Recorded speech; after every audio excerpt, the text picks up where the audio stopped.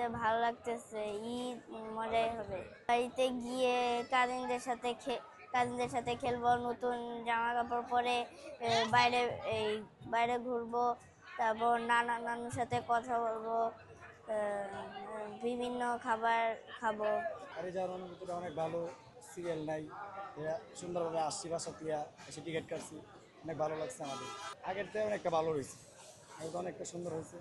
এবার সিরিয়াল নাই, কোনো কিছু নাই, মানুষের সুন্দরভাবে যাতে পারবে বাড়িতে। না, আমরা অন্যান্য মধ্যে সেই ভাড়াটাই 330 টাকায় বাড়তি ভাড়া রাখতে নেই। এখনো সমস্যা ওরকম ফেস করতেছি না।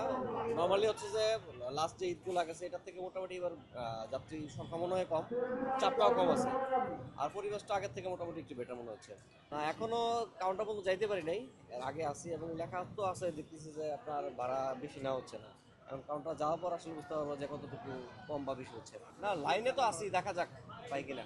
আশা করি যে সমস্যা হওয়ার কথা না, যাত্রীর চাপ যেহেতু কম, বাসও আছে, পেয়ে যাবো আশা করি।